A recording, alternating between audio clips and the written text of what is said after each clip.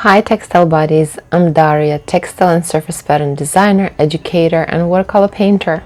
On this channel we talk all things textile, pattern, color and artwork. Patterns are everywhere. In this video I'll tell you about 5 best and 5 worst art materials for creating artwork specifically for textile design.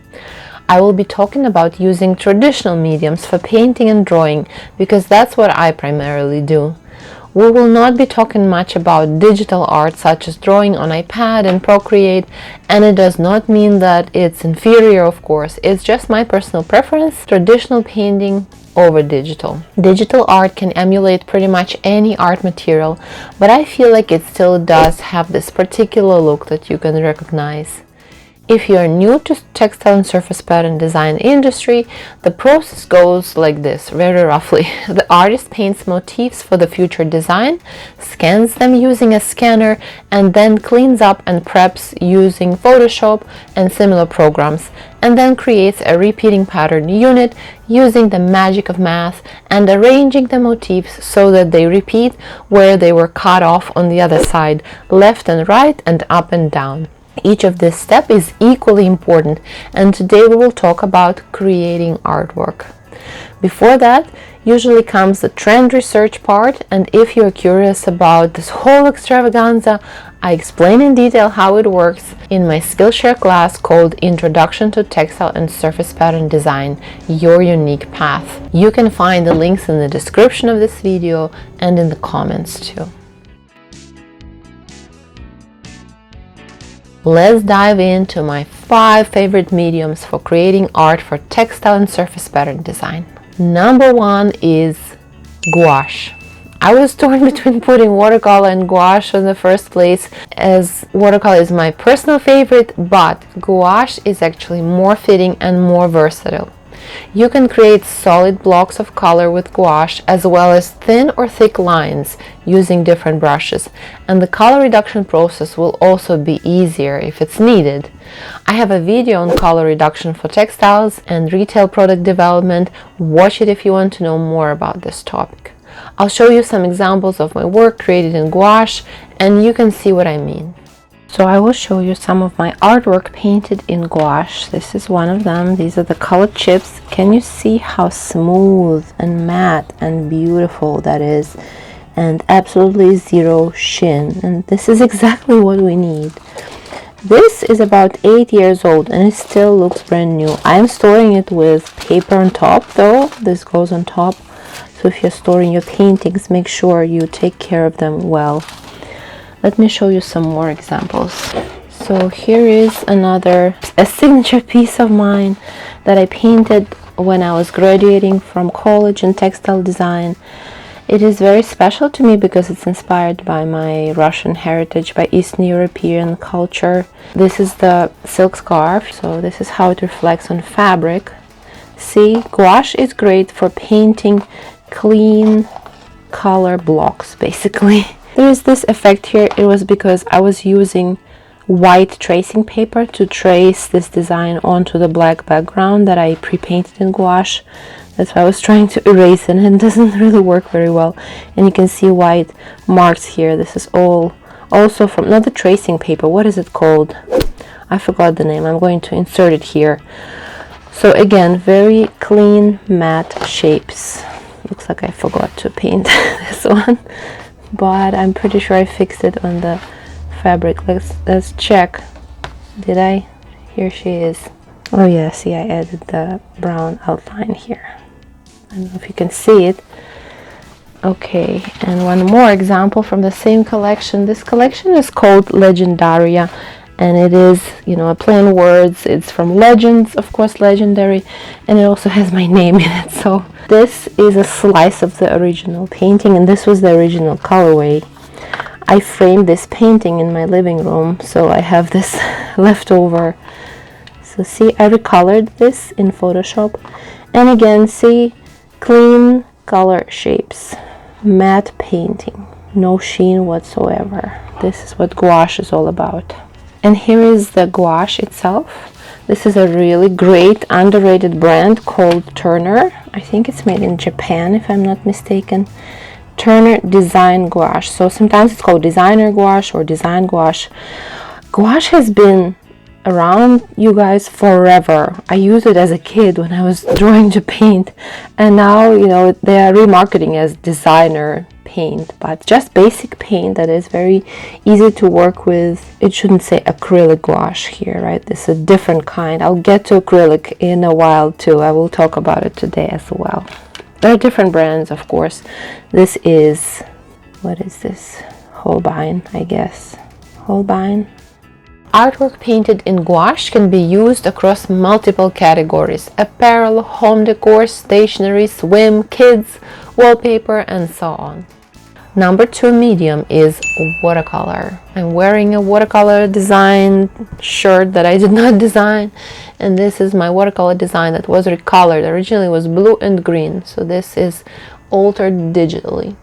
Watercolor has its known distinct look with gradations of color, washes, splatters, and gradients. Any happy accident has the potential of becoming something beautiful if you know how to handle watercolor.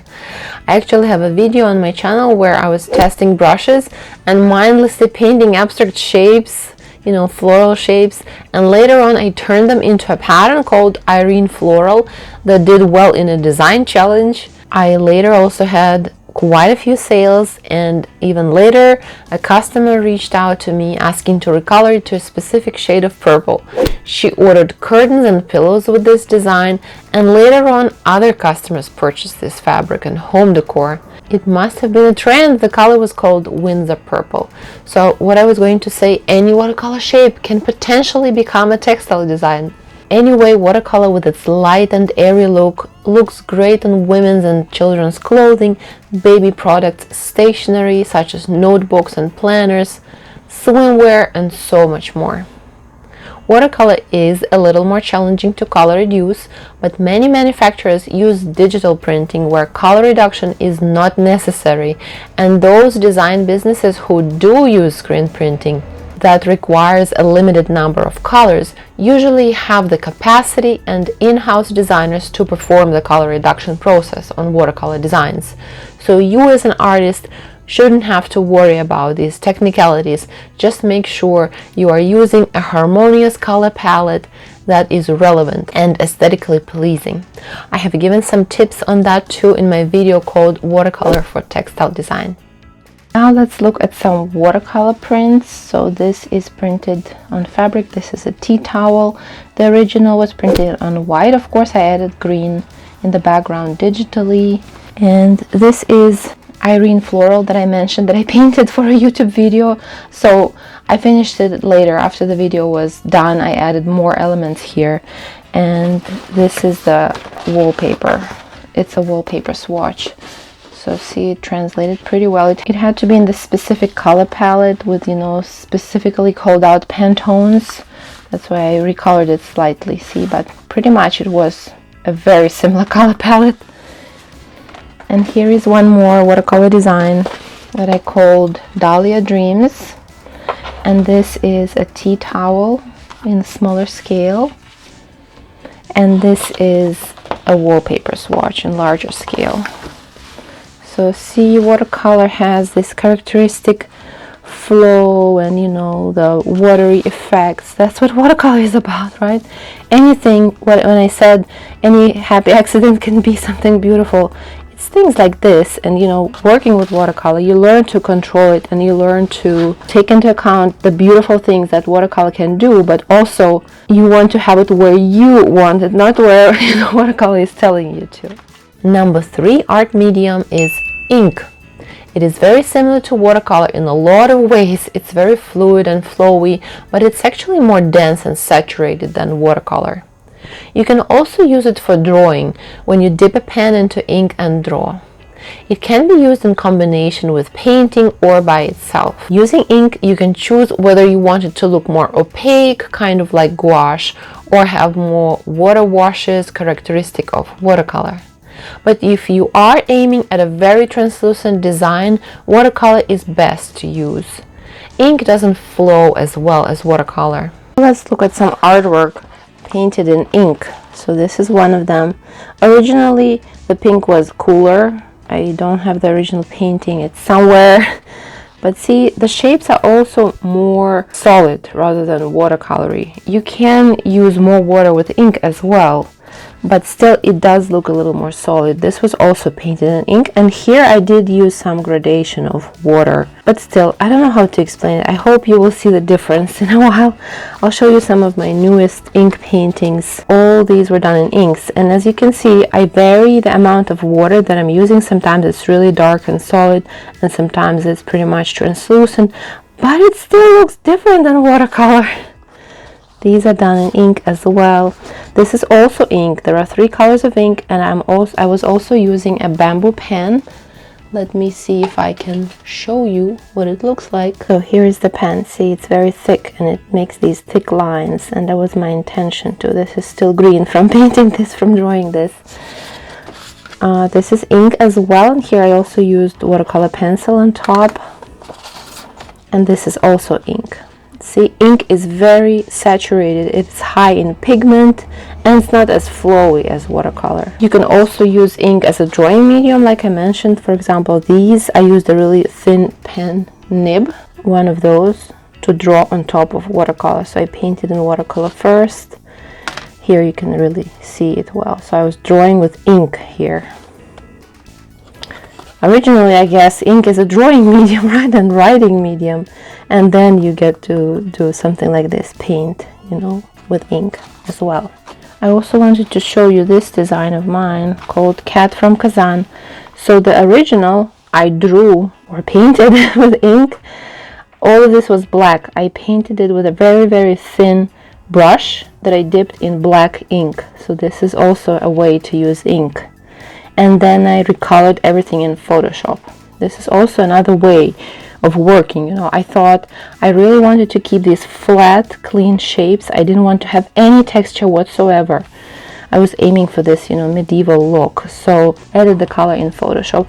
That does take quite long. So sometimes maybe it's better to paint everything in gouache, but you know, as you get to work on your designs, you will have your preferences, you will figure out what works better for you personally. I need to show you the difference between ink and watercolor. Sometimes it's not as obvious, but it's still there. So I'm going to use a little bit of ink here. It's very saturated, so a little goes a long way. First of all, you can use ink for drawing. You know, if you dip your pen into ink, you can create lines. You can use different pen nibs and dip pens. It doesn't have to be a bamboo pen with this really thick, pointy tip. And of course, you can paint with ink. Let's see what happens if, you know, I am using water.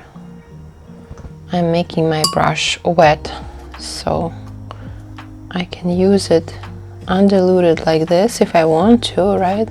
And I can add a little bit of water. See, it's extremely saturated, and the paper absorbs it quicker than it absorbs watercolor. It's really, really colorful and saturated. You can still do a lot of the things you can do with watercolor using ink. And now let's test out watercolor and see if there's any difference at all, right? I have this gorgeous purple color here. See, it's transparent already. It's not as saturated as the ink. And look at this beautiful area here. You can't really do that in ink. It is similar, but still, it behaves differently. It has to be something with chemistry, right? I can't really explain why it is that way. You can use all sorts of watercolor trick. With watercolor, water really does the most job, and pigment is kind of complementary to the water. And with ink, the pigment is still in charge. So I hope you see the difference. But really, it's a good idea to do it yourself so you can try it. You know, it's different than looking and watching. This is also a granulating color, so see, There's a little pink in there. And in case you're wondering, this is Amsterdam ink. This is a new brand for me. I never bought it before. This is my first color. And this is St. Petersburg granulating watercolors. The colors in this palette. It is starting to dry, and see how the color is granulating. It's so pretty. This is pretty too in its own way, right? It's just less washy, less watercolory. I'm just making up words as I go. And because now I have to use this up, I'm just going to play and see, you know, what is it that I can do with watercolor. So if you are striving for fluid but less transparent shapes, I would recommend using ink. You can also use a very thin brush and draw with it, right? Like I said about the cat scarf that I drew. So I just didn't use any water. I used, you know, black ink as is, like this. I was drawing all the small details. The brush was even thinner for that. But if you would like something airy and transparent like this, then use watercolor. What I like about ink is that, see, I can actually pick up some paint from here because it's so saturated. There's a lot of pigment in there, so I can reuse it. What happens, just for fun, what happens if we mix them? Well, that works too. See, ink doesn't flow as much as watercolor would flow on wet here. Just experimenting and playing here. And I've used up my ink. I do feel bad when I have to wash the palette and there's still a lot of color in there. So good, we've used everything up. And now I'm stuck with like, do I finish this? Can I make something out of it, right? This is a great relaxing exercise. Even if you are not planning to use it, you know, as a design somewhere, you can just relieve stress and paint branches and botanical shapes. Now I wish I could use more blue, but I used it up. I can definitely tap into the bottle, of course. So with ink, you really don't need much.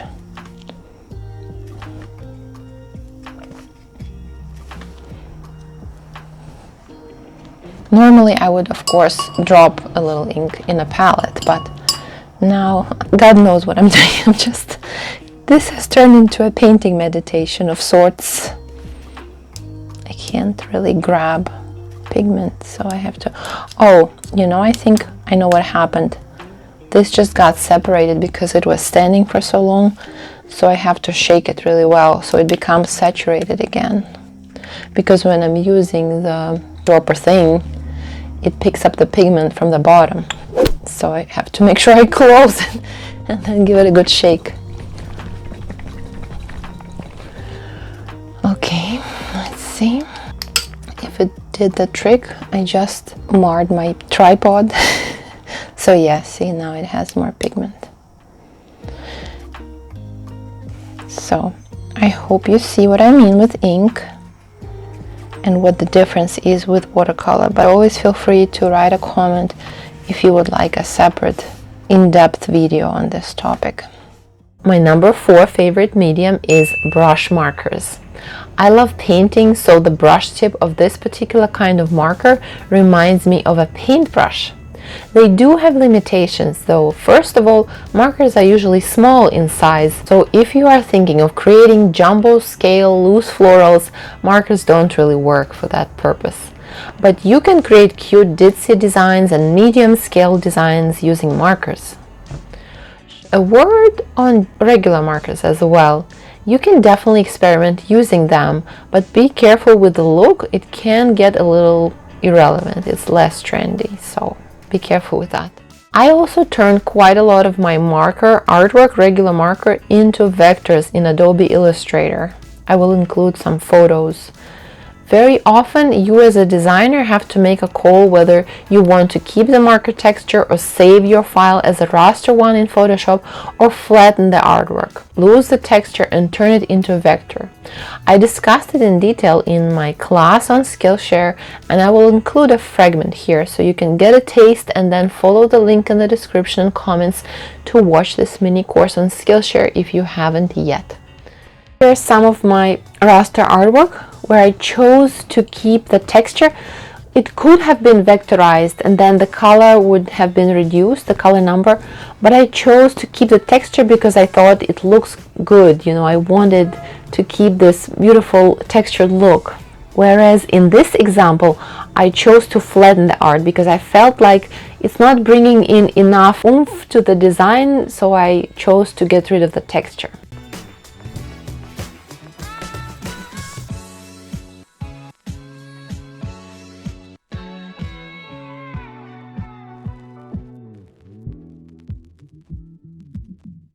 So for markers, here's an example of wallpaper drawn with marker, and I did this one with these markers, which I'm obsessed with. I first ordered them from Japan. They were not available in the United States at the time, but they are available now. And I'll show you some swatches and I'll show you what you can do with them. So here I was swatching this new set, new colors for me, and see, it behaves like a brush. And let me show you more examples. So here I was testing out, you know, the new colors. And you know, sometimes when I'm just bored or creatively blocked, I just grab these markers and start doodling with them. And you know, the brush tip is like a brush. There are different kinds of markers. Again, it says real brush. And I'll show you, and I don't really actually smudge them as much with water, so I just use them to play with the brush tip, and you can create interesting flowers, interesting botanical effects. Maybe this will also be another accidental textile designer in the future. Design, not designer, right? So we can do things like little tulips, something like that, and maybe a branch with leaves. This is a very relaxing exercise too. And like you don't need much. You can even just have one color and do a monochrome design. Now we'll start repeating, you know, what I already drew here. You can also grab a wet brush and see what happens when you smudge your drawing. Let me find a wet brush. So I grabbed some water now, and you can play and see what happens, you know, if you dip this in water. You don't need much here. See, it becomes a little more watercolory, you know, more watery. If you want it, you can do that. I don't do that much with these particular markers. So, oh, that was an accident, but that's kind of cute, right? So what if I have more water? I just dipped it in water again. So just play an experiment and see where it takes you. But I also wanted, you can do the opposite thing I wanted to show you. So say I have this shape here. What if I grab a wet brush now and just start doing something like this? So see, some watercolor markers, I'll show you the next ones, are really good for this. These are not, and this paper is also very thin. So, but let me show you. So I really like these chunky boys, Ecoline. They have a lot of colors too. And let's grab this brown color, or it's autumn now, so let's use some autumn colors. So these respond very well to water, but you do need better paper for that, because if you're going to use water, this is too thin, you know, for it. But this is just my sketchbook, so I'm not going to go too crazy about them. So let's see what happens. Sometimes you also have to be quick because they kind of start to dry. This isn't really working very well, is it, right? I think it's the paper. Let me grab some better paper. It's definitely better to use, you know, thicker paper, just in case you are applying any watercolor effects. You can make solid shapes like this. It doesn't have to be watercolory and flowy.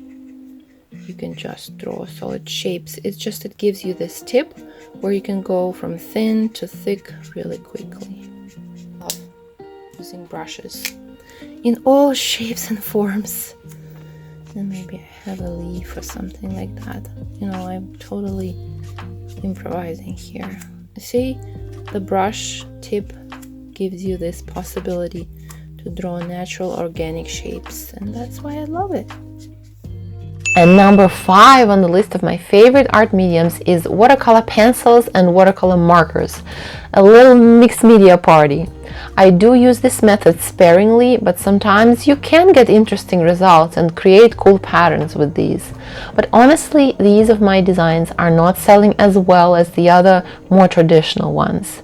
Maybe it's just more enjoyable to play with these pencils, markers, and water-soluble crayons for illustration, just for fun, and they are not the most obvious choice for textile design.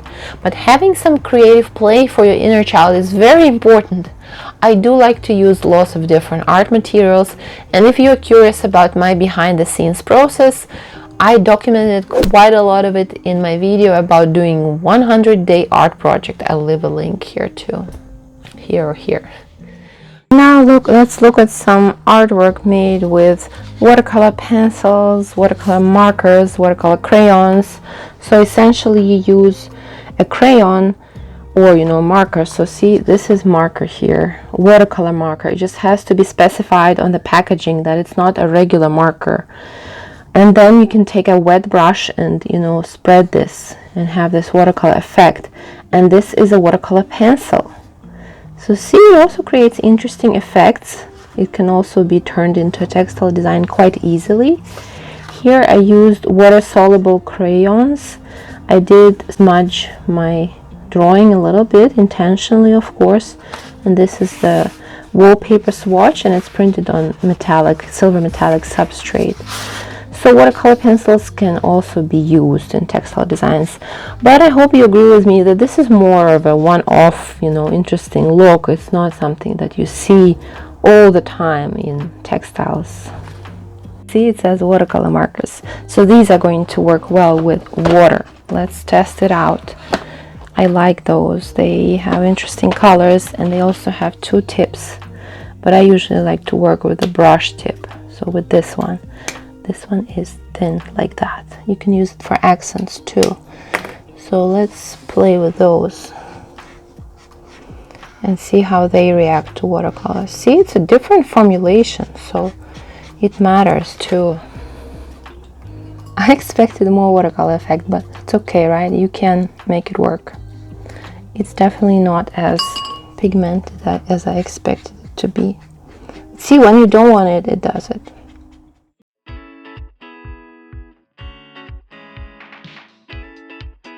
Now let's move on to the 5 worst art mediums for textile design, from the moderately bad to the absolute worst. Number 5 okayest worst medium for surface pattern design is acrylic paint. It can be used for textiles with certain nuances, but generally it's not the best idea. First of all, because it's too shiny for the scanner to pick up. Now, to make things a little more interesting, there is a kind of acrylic paint called acrylic gouache, which is a love child between gouache and acrylics. And as we know, gouache is the #1 best traditional art medium for textile design. So acrylic gouache can be used as well. But traditional gouache, especially high quality gouache, has this buttery smooth matte surface that produces dazzling results when being scanned.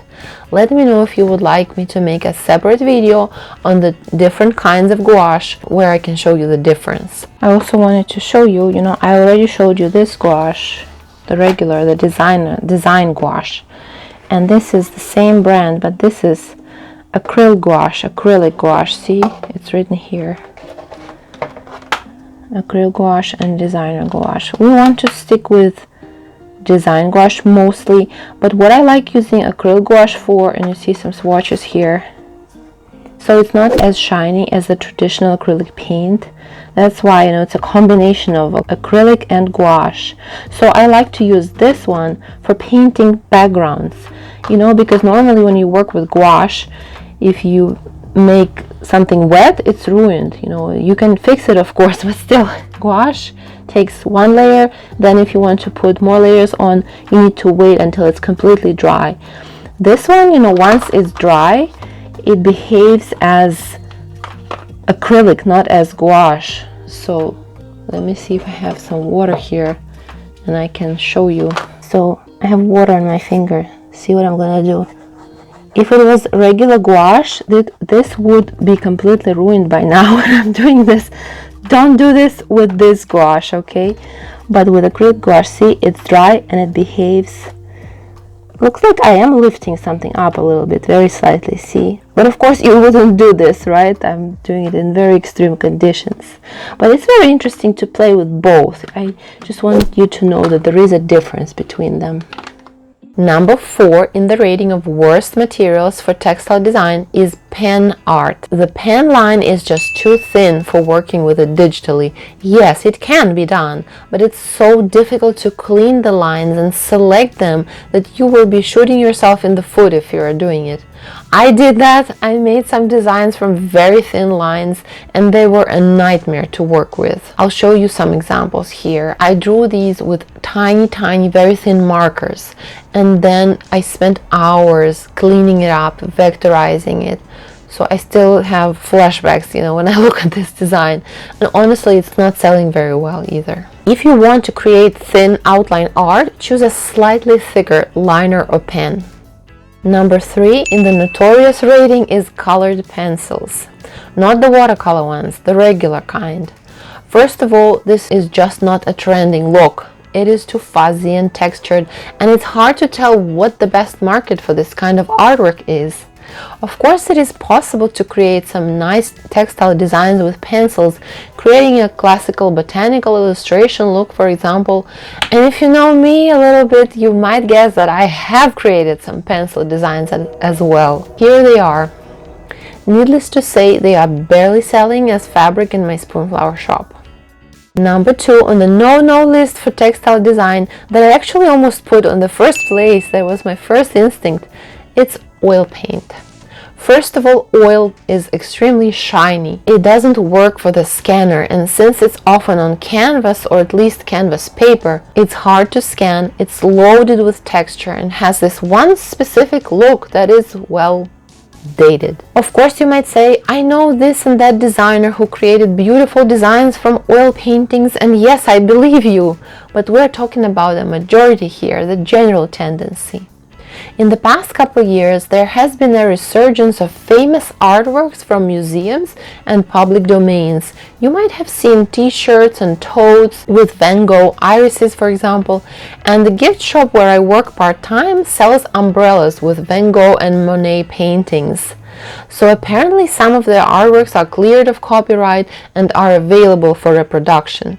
But I think we can agree here, people buy it not because it's oil paint, but because it's those famous recognizable painters. So if you are going for the specific museum look, oil could work out, but in this case I'd probably recommend to stick to acrylic paints. They give a very similar look but are easier to dry, scan and handle in general. Now let's look at some acrylic paintings and oil as well.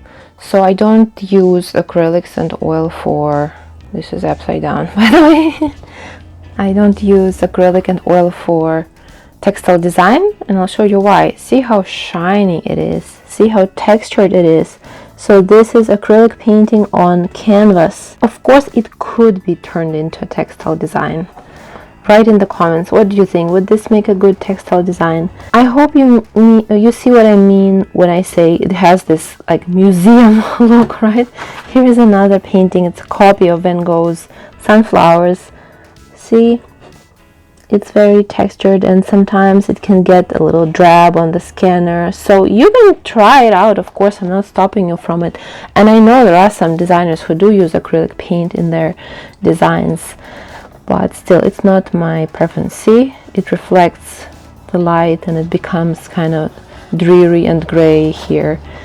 And I will also show you an oil painting. So this is also a copy of a very famous painting. So these are quite old. These are about 10 years old. Not all of those, like these two.